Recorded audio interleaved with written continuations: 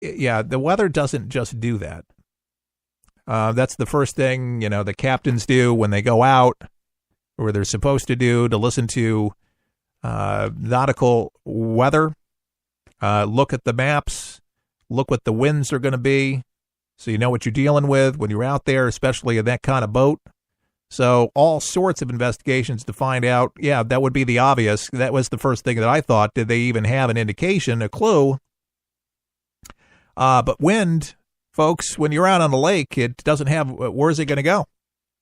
You're on the lake and it's windy. Man, the effect with the waves, 60 miles an hour, I mean, forget about it. How scary and how sad.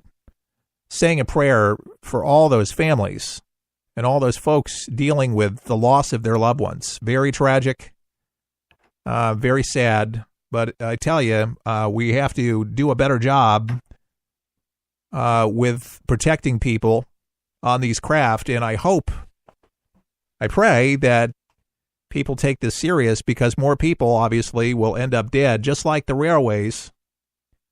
Yeah, just like the railways here in our country. The railroads, we've seen Amtrak skip off because they just don't fix the rails, or they don't have the safety protocols installed. Luckily, knock on wood here in Studio 1A, that we recently haven't had another one, but we really have to take safety very, very serious, and there's just way too many fatalities. Too many people are ended up dead, and hopefully this company can get with it and answer some questions, because a lot of those families have a lot of unanswered questions, that's for sure. Donald Trump, we got to talk about this. There's so many people after Helsinki, Dems and Republicans, and I'm just, first of all, I listened to what Donald Trump had to say. Yes, I voted for Donald Trump. I support Donald Trump. I think sometimes things do come out wrong. I think sometimes you can misspeak, and just like I just did like that. He didn't on the fly correct himself. But Donald Trump is not a politician. He doesn't always think like one, and I've heard some people say, well, he better hurry up, because he's making all kinds of mistakes. Now, it's amazing when you watch the morning show with Huda, Al Roker, and all that at NBC. They have nothing ever nice to say about Donald Trump. Everything is critical of Donald Trump. Forget about what he is trying to do with Vladimir Putin, trying to mend relations after the Russian reset with Barack Obama. And I have to remind people, the Russian relations has been in odds. We have been in Cold War escalation with bad relations for 8 years under Barack Obama. Not so good even with Bush, but better. The Russian reset under the Obama administration didn't reset anything. There wasn't anything happening. They weren't talking, and they took over Crimea, and nobody scolded Barack Obama about it, and Barack Obama did nothing about it. But they are not even mentioning any of that history, won't even go there, won't even visit it, other than trying to talk about the collusion that is just not there. Was there attempted meddling in our election? Was there cyber hacking and things like that going on? Yes. But it did persuade tens of millions of Americans to go to the ballot and vote for Donald Trump? And the answer to that is no. It didn't have an effect that way, but they were trying. They were trying. And to that, we need to do a better job with protecting our infrastructure over here so they can't do that. Why can Russians break into our computers? Why does North Korea break into Sony Pictures? Whole new job description for somebody that's good with numbers, with X's and O's and code. For the government, bare minimal. Who's that PC Matic? Maybe PC Matic. You see those commercials all the time for protection. Have PC Matic come up with some kind of solution to these issues. But even U.S. intel chief in the dark about Trump-Putin talks. This is the big conversation. Even the intel advisor doesn't know what was said in private. You know, Bush had private meetings. Obama had private meetings. Reagan had private meetings. What people were looking for, I think, on the left and the right, was this tear down the walls and please now admit to the world that you did meddle in our elections, that you were wrong for invading Crimea. This is not how you deal with Vladimir Putin. Donald Trump is acting like a businessman. He's acting like a businessman, like he's always done. Sometimes he misspeaks. Have you ever misspoke? It happens. He's trying to work him, get him primed.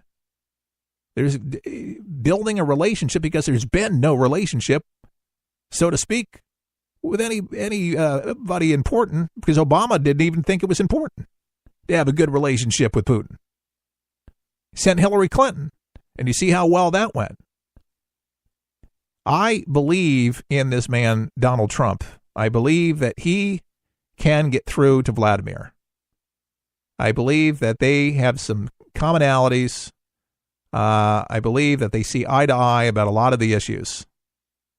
We have to be realistic about who Vladimir Putin is. Who is Vladimir Putin? Well, most of you know he's ex-KGB. We know that. We know that he may not be the most trustworthy person on the planet. We know this. Donald Trump knows this. But he's not going to call him out on the carpet, folks, just like that in front of the world stage to make everybody happy. What, NBC happy? Just to make them happy, CBS and NBC, PBS, forget about it. No. He's building on the relationship, just like he's doing with Kim Jong-un. And yes, Vladimir has come to the White House, and we're going to roll out and invite, his whole entourage. It's coming soon. It's needed. We'll help you survive this thing called life. We're for the people, for the people, for the people is there. It was a huge pill to swallow. Being told that you'd never breathe on your own, be able to walk on your own, or being able to feed myself on my own completely changes you. You have to realize who the new you is while living with the limitations that you have on a day-to-day basis. I was sitting on the couch contemplating, is my life really worth it? Wounded Warrior Project showed me that I am worth it. My first event was a soldier ride in Seattle, and I got to ride 50 miles on a hand cycle that I borrowed from them at zero cost to me. All I had to do was show up. I'm so thankful that Wounded Warrior Project was there to help me. Being able to open up and not having to re-explain everything that's going on in your life because they get it. I know of no other veterans organization that has been able to help me get to where I am now. Where I started off barely being able to move my arms to now being able to walk without holding on to anything. I am living proof. Go to IamLivingProof, WWP.org. Get ready, get set for 123 Ready TV, the brand new app that everyone's talking about for your PC or Android device that allows you access to most every movie or TV show ever made. Sound incredible? Well, it is, because once you pay $19.99, that's all you pay. Just the movies and TV shows you like without the hassle.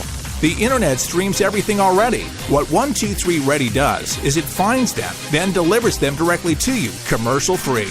There's nothing quite like it, and it's available now at forthepeopleshow.com. That's forthepeopleshow.com. And before you buy 123 Ready TV, watch the video and see how simple it is to start watching all those movies and TV shows. If you like movies and TV shows, but don't enjoy paying for all of them, no problem. Just pay $19.99 and start enjoying countless titles and entertaining TV better than anyone. Get your 123 Ready TV for $19.99 at forthepeopleshow.com. Just click on the store page. For the people is there. Your American heritage. The Minutemen worked in darkness, building their fort of earth and stone on Breed's Hill. Why Bunker Hill gets the credit is lost to history. It was on Breed's Hill in Boston where Yankee Doodle showed his audacity. At dawn, with a roll of drums, confident scarlet-clad British regulars marched up the hill in a thin, rigid line. Behind the chin-high walls, Isaac Putnam said, "Hold your fire. Wait until you can see the whites of their eyes." Then it broke like a thundercloud. Later, lying dead in the green summer grass, were close to 1,300 redcoats. The Minutemen learned that day that the red-coated Superman could indeed be beaten. This has been Don Keyes with another page from Your American Heritage. Remembering your American heritage each For the People broadcast. Visit our website today at forthepeopleshow.com. I'm Keith Allen for Don Keyes in Your American Heritage.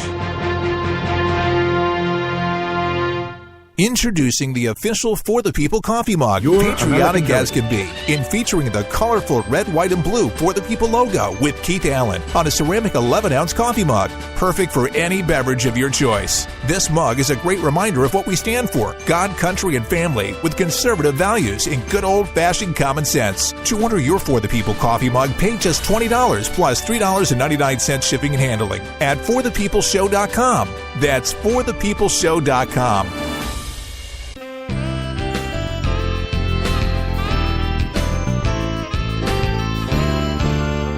For the People, broadcasting from coast to coast, in our newest affiliate again in New York, Utica in Rome country out there, 1450 WKAL.